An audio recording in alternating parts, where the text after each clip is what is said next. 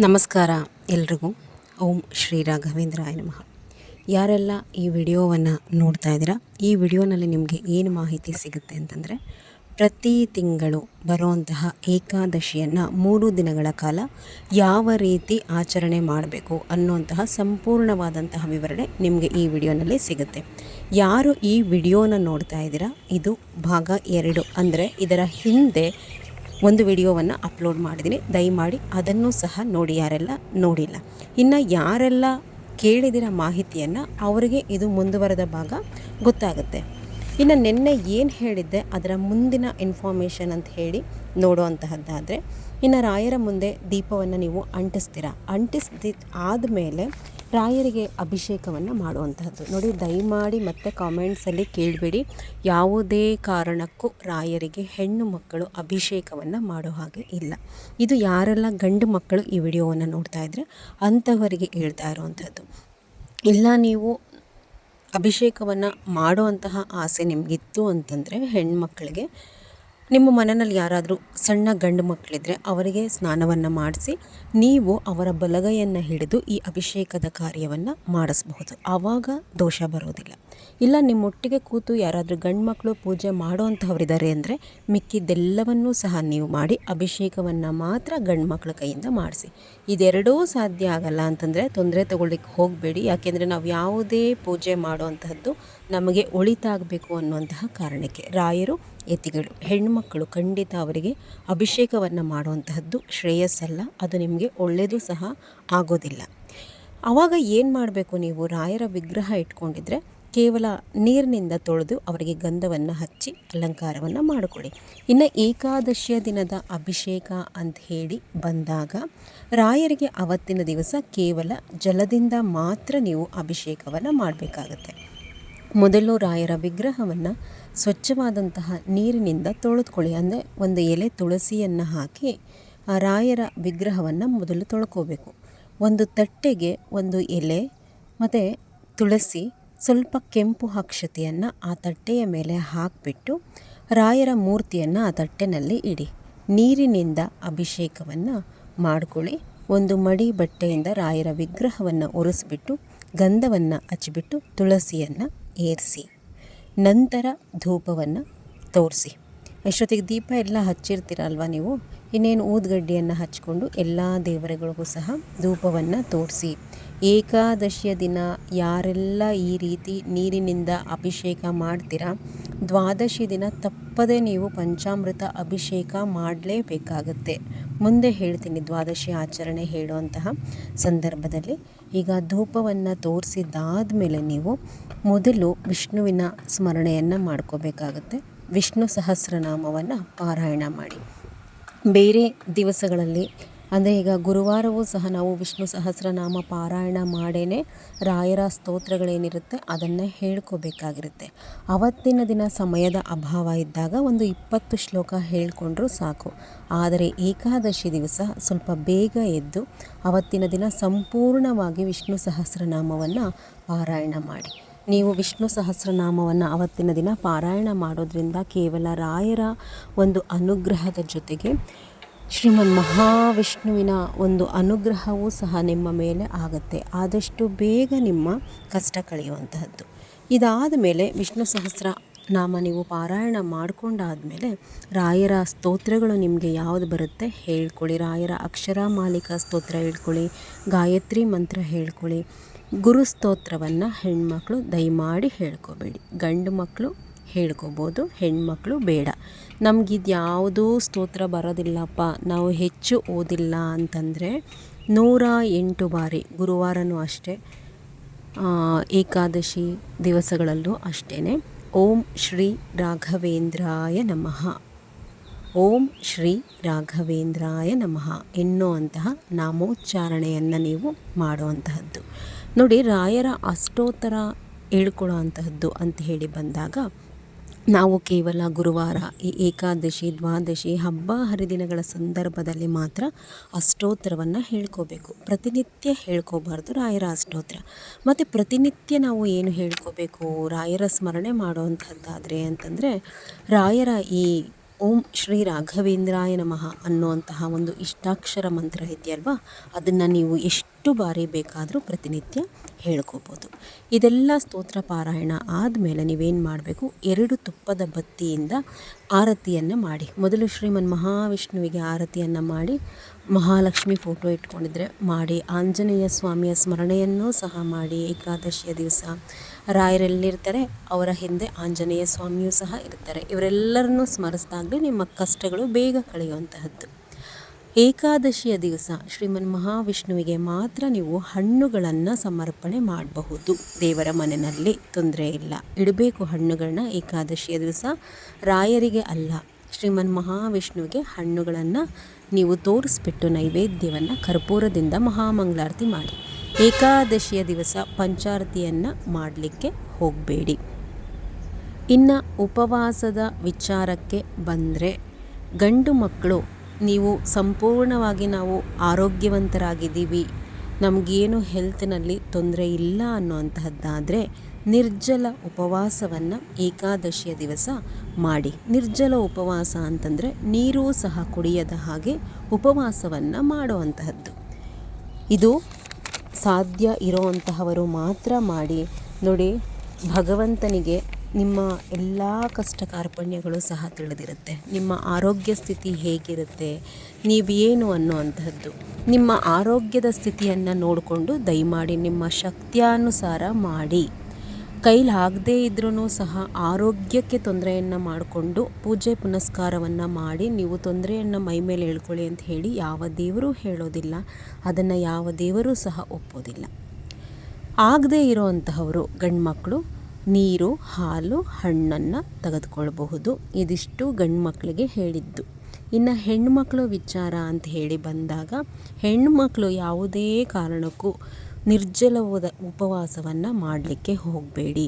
ನಿಟ್ಟುಪವಾಸ ಅಂತ ಹೇಳ್ತಾರೆ, ನಿರ್ಜಲ ಉಪವಾಸ ಅಂತ ಹೇಳ್ತಾರೆ. ಅಂದರೆ ನೀರನ್ನು ಕುಡಿಯದ ಹಾಗೆ ಉಪವಾಸವನ್ನು ಮಾಡುವಂತಹದ್ದು ಹೆಣ್ಣು ಮಕ್ಕಳಿಗೆ ಅದು ಇಲ್ಲವೇ ಇಲ್ಲ. ಆ ರೀತಿ ಪದ್ಧತಿ ಮಾಡಬಾರ್ದು, ಮನೆಗೆ ಶ್ರೇಯಸ್ಸಲ್ಲ.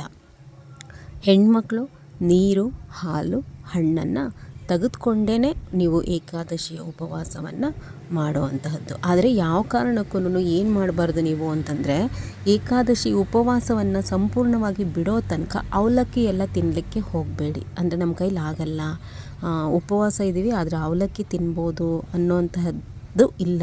ಅವಲಕ್ಕಿ ತಿನ್ನಬಾರ್ದು. ನೀವು ಉಪವಾಸ ಯಾವಾಗ ಬಿಡ್ತೀರಲ್ವ ಆವಾಗ ನೀವು ತಿನ್ಕೋಬೋದು ಅವಲಕ್ಕಿಯನ್ನು. ಮಧ್ಯೆ ಅವಲಕ್ಕಿ ತಿನ್ನಬಾರ್ದು. ಹಾಲನ್ನು ತಗೊಳ್ಳಿ, ಹಣ್ಣನ್ನು ತಗೊಳ್ಳಿ. ಹಣ್ಣುಗಳಿಗೆಲ್ಲ ಉಪ್ಪು, ಖಾರ ಆ ಥರದ್ದೆಲ್ಲ ಹಾಕ್ಕೊಂಡು ತಿನ್ನಲಿಕ್ಕೆ ಹೋಗಬೇಡಿ. ಅದು ಹೇಗಿರುತ್ತೆ ಹಣ್ಣು ಹಾಗೆ ಸೇವನೆ ಮಾಡ್ಕೊಳ್ಳಿ. ಹಾಲನ್ನು ತಗೋಬೋದು ನೀವು, ನೀರನ್ನು ಸಹ ತಗೋಬೋದು. ಇನ್ನು ಏಕಾದಶಿ ಉಪವಾಸ ಅಂತಂದರೆ ಅವತ್ತಿನ ದಿನ ಪೂರ್ಣವಾಗಿ ಉಪವಾಸವಿರಬೇಕು.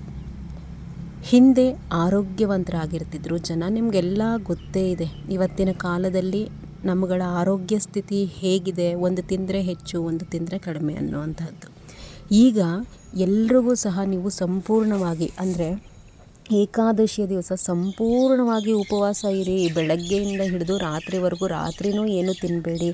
ಇನ್ನು ಮಾರನೇ ಬೆಳಗ್ಗೆ ಎದ್ದು ನೀವು ಆಹಾರ ತಗೊಳ್ಳಿ, ಪೂಜೆ ಪುನಸ್ಕಾರ ಮುಗಿಸಿ. ಅಂತಂದರೆ ಎಲ್ಲರೂ ಕೆಲಸಗಳಿಗೆ ಹೋಗಲೇಬೇಕು. ಹೆಣ್ಮಕ್ಳು ಮನೆಯಲ್ಲೂ ಕೆಲಸ ಕಾರ್ಯಗಳನ್ನ ಮಾಡ್ಕೊಳ್ಲೇಬೇಕು. ಶಕ್ತಿ ಇರೋವಂತಹವರು ಮಾಡಿ, ತೊಂದರೆ ಇಲ್ಲ. ಇನ್ನು ಯಾರಿಗೆಲ್ಲ ಆಗಲ್ಲ ಅನ್ನೋವಂತಹವರು ಏಕಾದಶಿಯ ದಿವಸ ರಾತ್ರಿ 8 ಗಂಟೆಗೆ ರಾಯರ ಮುಂದೆ ಮೊದಲು 2 ಊದ್ಗಡ್ಡಿಯನ್ನು ಹಚ್ಚಿಬಿಡಿ. ಹಚ್ಚಿಬಿಟ್ಟು ಅವರ ಮುಂದೆ ಒಂದು ಲೋಟದಲ್ಲಿ ತುಳಸಿಯ ಎಲೆಯನ್ನು ಹಾಕಿ, ನೀರಿಗೆ ಒಂದು ಲೋಟದಲ್ಲಿ ತುಳಸಿ ಎಲೆ ಹಾಕಿ ನೀರಿಟ್ಬಿಟ್ಟು ಅವರಿಗೆ, ನಾನು ಉಪವಾಸ ಬಿಡ್ತಾ ಇದ್ದೀನಿ, ಇಲ್ಲಿಯ ತನಕ ಉಪವಾಸವಿದ್ದೆ, ನನ್ನ ಕೈಲಾದಷ್ಟು ಮಟ್ಟಿಗೆ ನಾನು ಸೇವೆಯನ್ನು ಈ ಉಪವಾಸದ ಮೂಲಕ ನಿಮಗೆ ಸಮರ್ಪಣೆಯನ್ನು ಮಾಡಿದ್ದು, ಈಗ ನಾನು ಉಪವಾಸವನ್ನು ಬಿಡ್ತಾ ಇದ್ದೀನಿ ಅಂತ ಹೇಳಿಬಿಟ್ಟು ನೀವು ಏನು ಮಾಡಬೇಕು, ಆ ನೀರನ್ನು ಮೊದಲು ಕುಡಿಬೇಕು. ನೀವೇನೇ ತಿನ್ನೋದಕ್ಕಿಂತ ಮುಂಚೆ ಆ ನೀರನ್ನು ಕುಡಿದ್ಬಿಟ್ಟು ನೀವೇನು ಮಾಡ್ಬೋದು, ರಾತ್ರಿಗೆ ಏಕಾದಶಿಯ ದಿವಸ ರಾತ್ರಿ 8 ಗಂಟೆಯ ಮೇಲೆ ಸಿಹಿ ಅವಲಕ್ಕಿಯನ್ನು ಅಥವಾ ಉಪ್ಪಿಟ್ಟನ್ನು ಮಾಡಿಕೊಂಡು ತಿನ್ನಿ. ಸಿಹಿ ಅವಲಕ್ಕಿ ಗೊತ್ತೇ ಇರುತ್ತೆ. ಇನ್ನು ಉಪ್ಪಿಟ್ಟು ಅಂತಂದರೆ ದಯಮಾಡಿ ಯಾರು ಈರುಳ್ಳಿ, ಹಸಿರು ಮೆಣಸಿನ್ಕಾಯಿ ಬೆಳ್ಳುಳ್ಳಿ ಇದೆಲ್ಲ ಯಾವುದೂ ಬಳಸಲಿಕ್ಕೆ ಹೋಗಬೇಡಿ. ಟೊಮ್ಯಾಟೊನೂ ಹಾಕಬೇಡಿ ಉಪ್ಪಿಟ್ಟಿಗೆ. ನೀವು ಏನು ಮಾಡ್ಕೋಬೇಕು, ಸುಮ್ಮನೆ ಸ್ವಲ್ಪ ಸಾಸಿವೆ, ಕರಿಬೇವು, ಕಡಲೆಬೇಳೆ, ಉದ್ದಿನಬೇಳೆ ಮತ್ತು ಒಣಮೆಣ್ಸಿನ್ಕಾಯಿ ಇರುತ್ತಲ್ವ, ಅದರ ಒಗ್ಗರಣೆ ಕೊಟ್ಕೊಳ್ಳಿ. ಒಗ್ಗರಣೆ ಕೊಟ್ಕೊಂಬಿಟ್ಟು ರವೆ ಎಲ್ಲ ಹಾಕಿ ಕೊತ್ತಂಬರಿ ಕಾಯಿ ತುರಿಯನ್ನು ಹಾಕೋಬೋದು. ಉಪ್ಪು ಹಾಕ್ಕೊಳ್ಳಿ, ತೊಂದರೆ ಇಲ್ಲ. ಉಪವಾಸ ಬಿಟ್ಟಿರ್ತೀರ, ಉಪ್ಪು ಹಾಕೋಬಾರ್ದು ಅಂತೇಳಿ ಕೆಲವರೆಲ್ಲ ಕೇಳಿದರೆ ಉಪ್ಪನ್ನು ಹಾಕ್ಕೊಳ್ಳಿ, ತೊಂದರೆ ಇಲ್ಲ. ಇಷ್ಟನ್ನು ತಿಂದು ಅವತ್ತಿನ ದಿವಸ ನೀವೇನು ಮಾಡಬೇಕು, ಅವತ್ತೂ ಸಹ ಚಾಪೆಯ ಮೇಲೆ ಮಲ್ಕೊಂಡು ನೀವು ಏಕಾದಶಿಯನ್ನು ಕಳಿಬೇಕು. ಯಾವುದೇ ಕಾರಣಕ್ಕೂ ಗಂಡ ಹೆಂಡತಿ ಸೇರೋ ಅಂತಹದ್ದೆಲ್ಲ ದಯಮಾಡಿ ಮಾಡಲಿಕ್ಕೆ ಹೋಗಬೇಡಿ. ಇದಿಷ್ಟು ಏಕಾದಶಿಯ ಆಚರಣೆ. ಇನ್ನು ಇದರ ಮಧ್ಯದಲ್ಲಿ ನಾವು ಅಶಕ್ತರಿದ್ದೀವಿ, ನಮ್ಮ ಆರೋಗ್ಯ ಸರಿ ಇಲ್ಲ ಅನ್ನೋಂಥವರು ನಾವು ಒಂದು ಟೈಮು ಅಂದರೆ ನೋಡಿ, ಕೆಲವ್ರಿಗೆಲ್ಲ ಏನೋ ಒಂದು ಈ ರೀತಿ ಎಲ್ಲ ಹೇಳ್ಕೊಟ್ಟಾಗ ಕಾಮೆಂಟ್ಸೆಲ್ಲ ಹಾಕ್ತೀರಾ, ಏಕಾದಶಿ ಅಂತಂದರೆ ಪೂರ್ತಿ ಇರಬೇಕಲ್ವಾ, ಅಂದರೆ ಅವತ್ತೂ ಸಹ ಇರಬೇಕು ಪೂರ್ಣವಾಗಿ, ಏನೂ ತಿನ್ನಬಾರ್ದು ನೈಟ್ 8 ಗಂಟೆಗೆ ಅಂತಂದು. ಕೆಲವು ಪಂಗಡಗಳಲ್ಲಿ ಆ ರೀತಿ ನೀವು ಪದ್ಧತಿಯನ್ನು ಮಾಡಿಕೊಂಡ್ರೆ, ಇನ್ನೊಂದಷ್ಟು ಪಂಗಡಗಳಲ್ಲಿ ಈ ರೀತಿ ಏಕಾದಶಿ ಅಂದರೆ 8 ಗಂಟೆವರೆಗೂ ಉಪವಾಸ ಇದ್ದು ಉಪ್ಪಿಟ್ಟು ಅವಲಕ್ಕಿಯನ್ನು ತಿಂದು ಏಕಾದಶಿ ಉಪವಾಸ ಬಿಡೋವಂತಹ ಪದ್ಧತಿ ಕೆಲವು ಪಂಗಡಗಳಲ್ಲಿದೆ. ದಯಮಾಡಿ ಯಾವುದನ್ನು ನಿಮಗೆ ತಿಳಿದಷ್ಟೇ ಅಂತಂದು ಕಮೆಂಟ್ ಹಾಕಿ ತಪ್ಪಾಗಿ ಹೇಳ್ಕೊಡ್ತಿದ್ದೀರಾ ಅನ್ನೋಂತಹ ಮಾಹಿತಿಯನ್ನು ಕಮೆಂಟಲ್ಲಿ ಹಾಕಬೇಡಿ. ನಾನು ಇಲ್ಲಿಂದ ಏನು ವಿಡಿಯೋ ಫಸ್ಟ್ ಡೇಯಿಂದ ಮಾಡಿದ್ದೀನಿ ಅಲ್ಲಿಂದ ಹಿಡಿದು ಇಲ್ಲಿಯವರೆಗೂ ರಾಯರ ವಿಚಾರವಾಗಿ ಯಾವುದೇ ತಪ್ಪು ಮಾಹಿತಿಯನ್ನು ನಾನು ಎಲ್ಲೂ ಹೇಳ್ಕೊಟ್ಟಿಲ್ಲ. ನೀವು ಎಲ್ಲಿ ಬೇಕಾದ್ರೂ ಯಾವ ವಿಚಾರವಾಗಿ ಕೇಳಿದ್ರು ನನ್ನ ಹತ್ರ ಅದಕ್ಕೆ ಸಂಬಂಧಪಟ್ಟಂತೆ ಮಾಹಿತಿ ಇರುತ್ತೆ. ಇದನ್ನು ಹೊರತುಪಡಿಸಿ ನೋಡಿ, ಯಾರೆಲ್ಲ ಸ್ವಲ್ಪ ಹೆಲ್ತ್ ನಿಮಗೆ ಮಧ್ಯಾಹ್ನ 12 ಗಂಟೆವರೆಗೂ ಉಪವಾಸವನ್ನು ಮಾಡಿ, ಇಲ್ಲ ಸಂಜೆ 4 ಗಂಟೆವರೆಗೂ ಸಹ ಇರಬಹುದು. ಆದರೆ ನಿಮಗೆ ಏಕಾದಶಿ ಆಚರಣೆ ಮಾಡಿದಂತಹ ಸಂಪೂರ್ಣ ಫಲ ಸಿಗಲ್ಲ. ಅಷ್ಟೋ ಇಷ್ಟೋ ಫಲವನ್ನು ಖಂಡಿತ ರಾಯರು ಕೊಡ್ತಾರೆ. ನಿಮ್ಮ ಆರೋಗ್ಯ ಸ್ಥಿತಿ ಸರಿ ಇಲ್ಲ ಅನ್ನೋಂಥವ್ರು ಮಾಡಬಹುದು. 12 ಗಂಟೆವರೆಗೂ ಇದ್ದು ರಾಯರ ಮುಂದೆ 2 ಕಡ್ಡಿ ಹಚ್ಚಿ ತುಳಸಿ ನೀರನ್ನು ಕುಡಿದ್ಬಿಟ್ಟು ಉಪವಾಸ ಬಿಡಿ, ಇಲ್ಲ 4 ಗಂಟೆಗಾದರೂ ಬಿಡಿ. ಆದರೆ ಉಪವಾಸವನ್ನು ಬಿಟ್ಟಂಥವರು ಏನು ಮಾಡಬಾರ್ದು, ಅವತ್ತಿನ ದಿನ ಯಾವುದೇ ಕಾರಣಕ್ಕೂ ಈರುಳ್ಳಿ ಬೆಳ್ಳುಳ್ಳಿ ಬಳಸಿದಂತಹ ಪದಾರ್ಥಗಳನ್ನು ತಿನ್ನಲಿಕ್ಕೆ ಹೋಗಬೇಡಿ. ಆದಷ್ಟು ಅನ್ನ ಸೇವನೆಯೂ ಕೂಡ ಬೇಡ. ನಾನೇನು ಹೇಳಿದ್ನಲ್ವ, ಈ ಉಪ್ಪಿಟ್ಟು ಅವಲಕ್ಕಿ ಈ ಥರದ್ದೆಲ್ಲ ಮಾಡಿಕೊಂಡು ತಿನ್ನಿ. ಇನ್ನು ನಾವು ಏಕಾದಶಿ ಉಪವಾಸ ಮಾಡಲ್ಲ ಮತ್ತು ಯಾವ ರೀತಿ ಪೂಜೆ ಮಾಡಬೇಕು ಅಂತಲೂ ಕೆಲವರು ಕೇಳ್ತೀರ. ನಿಮಗೆ ನೋಡಿ, ಸಂಪೂರ್ಣವಾಗಿ ಆರೋಗ್ಯ ಆಗೋದೇ ಇಲ್ಲ ನಿಮಗೆ ಅಂತಂದಾಗ ನೀವು ಕಷ್ಟಪಟ್ಕೊಂಡು ಉಪವಾಸ ಇರಿ. ರಾಯರ ಪೂಜೆ ಮಾಡೋರೆಲ್ಲ ಉಪವಾಸ ಮಾಡಿದ್ರೇ ರಾಯರು ಒಲಿಯೋ ಅನ್ನುವಂಥದ್ದು ಬೇಡ. ಏಕಾದಶಿ ಉಪವಾಸ ಮಾಡಬೇಕು ರಾಯರ ಭಕ್ತರು ನಿಜ, ಆದರೆ ಆರೋಗ್ಯ ಸರಿ ಇಲ್ಲದವರು ತೊಂದರೆ ತಗೊಂಡು ಮಾಡಿ ಅಂತ ಹೇಳಿ ರಾಯರು ಹೇಳಲ್ಲ. ಅವತ್ತಿನ ದಿನ ನೀವು ಏಕಾದಶಿಯ ಪೂಜೆ ನಾನೇನೆಲ್ಲ ಹೇಳ್ಕೊಟ್ಟಿದ್ದೀನಲ್ವ, ಆ ರೀತಿ ಪೂಜೆಯನ್ನು ಮಾಡಿ ಉಪವಾಸ ಒಂದನ್ನು ಬಿಡಿ. ನೀವು ಇನ್ಯಾವ ರೀತಿ ಅವತ್ತಿನ ದಿನ ವಿಶೇಷವಾಗಿ ಸೇವೆಯನ್ನು ಸಲ್ಲಿಸ್ಬೋದು ರಾಯರಿಗೆ ಅನ್ನುವಂಥದ್ದಾದರೆ ಅವತ್ತಿನ ದಿನ ನೀವು ಅನ್ನವನ್ನು ತಿನ್ನಲಿಕ್ಕೆ ಹೋಗಬೇಡಿ. ಈರುಳ್ಳಿ ಬೆಳ್ಳುಳ್ಳಿ ಬಳಸಿದಂತಹ ಯಾವುದೇ ಪದಾರ್ಥವನ್ನು ತಿನ್ನಲಿಕ್ಕೆ ಹೋಗಬೇಡಿ. ಇದೂ ಸಹ ಒಂದು ವ್ರತ ಆಚರಣೆ ಮಾಡಿದಾಗೇ ಆಗುತ್ತೆ. ಏಕಾದಶಿ ಮತ್ತು ದ್ವಾದಶಿ ದಿನ ಇಷ್ಟನ್ನು ಮಾಡ್ಕೊಳ್ಳಿ ಸಾಕು. ರಾಯರಿಗೆ ಸೇವೆ ಮಾಡಬೇಕು, ಆರೋಗ್ಯ ಸರಿ ಇಲ್ಲ ಅಂತೇಳಿ ಅನ್ನುವಂಥವ್ರು.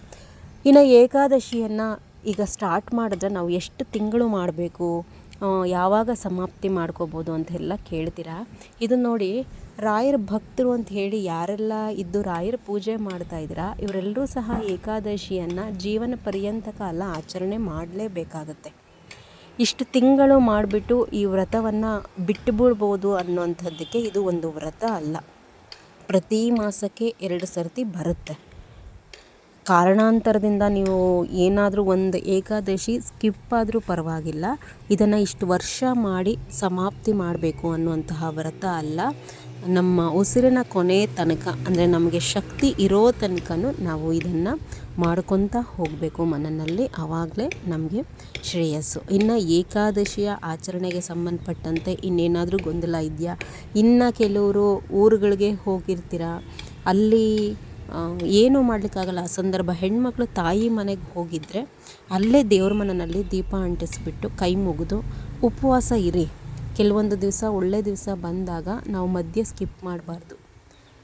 ಅಲ್ಲಿ ಉಪವಾಸವನ್ನು ಮಾಡ್ಕೋಬೋದು, ಏನೂ ತೊಂದರೆ ಬರೋದಿಲ್ಲ. ಇನ್ನು ಕೆಲವರು ಮಂತ್ರಾಲಯಕ್ಕೆ ಹೋಗ್ತೀರಾ ಏಕಾದಶಿಯ ಸಂದರ್ಭದಲ್ಲಿ. ನೋಡಿ, ಏಕಾದಶಿಯ ಸಂದರ್ಭದಲ್ಲಿ ನೀವು ಮಂತ್ರಾಲಯಕ್ಕೆ ಹೋಗಿ ರಾಯರ ದರ್ಶನ ಪಡೆಯುವಂತಹದ್ದೇ ನಿಮ್ಮ ಪುಣ್ಯ. ಆ ಸಂದರ್ಭದಲ್ಲಿ ಉಪವಾಸ ಇರಿ, ಶಕ್ತ್ಯಾನುಸಾರ ಇರಿ. ಆದರೆ ಉಪವಾಸ ಬಿಡುವಂತಹ ಸಂದರ್ಭದಲ್ಲಿ ದೇವಸ್ಥಾನದಲ್ಲಿ ಏನು ಪ್ರಸಾದಗಳು ಸಿಗುತ್ತೆ ಅದನ್ನು ಊಟ ಮಾಡ್ಕೊಳ್ಳಿ. ಅದರಲ್ಲಿ ಈರುಳ್ಳಿ ಬೆಳ್ಳುಳ್ಳಿ ಹಾಕಿದಾರ ಅದೆಲ್ಲ ನಾವು ಹೋದ ಕಡೆ ನೋಡಲಿಕ್ಕಾಗಲ್ಲ. ನೀವು ಎಲ್ಲಿನ ತನಕ ಉಪವಾಸ ಮಾಡಬೇಕು ಅಂತ ಅನ್ಸುತ್ತೋ ಮಾಡಿಬಿಟ್ಟು ಹೋಟೆಲ್ಸಲ್ಲೆಲ್ಲ ತಿನ್ಲಿಕ್ಕೆ ಹೋಗಬೇಡಿ. ಉಪವಾಸ ಇರೋವಂಥವರು ಉಪವಾಸ ಬಿಡುವಂತಹ ಸಂದರ್ಭದಲ್ಲಿ ದೇವಸ್ಥಾನದ ಪ್ರಸಾದಗಳನ್ನು ಉಪವಾಸ ಬಿಡುವಂತಹ ಸಂದರ್ಭದಲ್ಲಿ ಹಿಂದೆ ಮುಂದೆ ನೋಡ್ದಲೆ, ಅದಕ್ಕೆ ಏನು ಹಾಕಿದ್ದಾರೆ ಅಂತಲೂ ನೋಡ್ದಲೆ ಕೈ ಮುಗಿದ್ಬಿಟ್ಟು ಊಟ ಮಾಡ್ಕೊಳ್ಳಿ. ಹೊರಗಡೆ ಹೋದಾಗ ನಾವು ತುಂಬ ಕಟ್ಟುನಿಟ್ಟಾಗಿ ಹೀಗೇ ಫಾಲೋ ಮಾಡಬೇಕು ಅಂತಂದರೆ ಆಗೋದಿಲ್ಲ. ಇನ್ನೇನಾದರೂ ನಿಮಗೆ ಡೌಟ್ಸ್ ಇದ್ದರೆ ಕಾಮೆಂಟ್ಸಲ್ಲಿ ಕೇಳಿ. ಇದರ ನೆಕ್ಸ್ಟ್ ವಿಡಿಯೋ ಪ್ರತಿ ತಿಂಗಳು ನೀವು ದ್ವಾದಶಿ ಆಚರಣೆ ಹೇಗೆ ಮಾಡಬೇಕು ನೋಡಿ. 2 ವಿಡಿಯೋನಲ್ಲಿ ಮುಗಿಸೋಣ ಅಂತ ಅಂದ್ಕೊಂಡೆ, ಆಗಲಿಲ್ಲ. ಪ್ರತಿ ತಿಂಗಳು ವಿಡಿಯೋನ ಹಾಕಿದಾಗ ಕಮೆಂಟ್ಸ್ಗಳಲ್ಲಿ ಪಾಪ ಡೌಟ್ಸ್ಗಳು ಕೇಳ್ತಾನೆ ಇರ್ತೀರ. ಹೀಗಾಗಿ ಎಲ್ರಿಗೂ ಸಹಾಯ ಆಗಲಿ ಅಂತಲೇ ಮಾಡಿದೆ. 2 ವಿಡಿಯೋನಲ್ಲಿ ಮುಗಿಯುತ್ತೆ ಅಂದ್ಕೊಂಡೆ, ಮುಗಿಲಿಲ್ಲ. ಇದರ ನೆಕ್ಸ್ಟ್ ವಿಡಿಯೋ ಆದರೆ ಮಧ್ಯಾಹ್ನ ದ್ವಾದಶಿಯ ಒಂದು ಆಚರಣೆ ಬಗ್ಗೆ ಹಾಕ್ತೀನಿ, ನೋಡ್ಕೊಳ್ಳಿ. ಏನಾದರೂ ಡೌಟ್ಸ್ ಇತ್ತಂದರೆ ಕೇಳಿ. ರಾಯರೆಲ್ಲರಿಗೂ ಸಹ ಒಳ್ಳೇದು ಮಾಡಲಿ. ಇವತ್ತು ಏಕಾದಶಿ, ಭಗವಂತನ ಅನುಗ್ರಹ ನಿಮ್ಮ ಕುಟುಂಬದ ಮೇಲೆ ಇರಲಿ ಅಂತ ಹೇಳಿ ಕೇಳ್ಕೊತ ನನ್ನ ಮಾತುಗಳನ್ನ ಮುಗಿಸ್ತೀನಿ. ನಮಸ್ಕಾರ ಎಲ್ರಿಗೂ.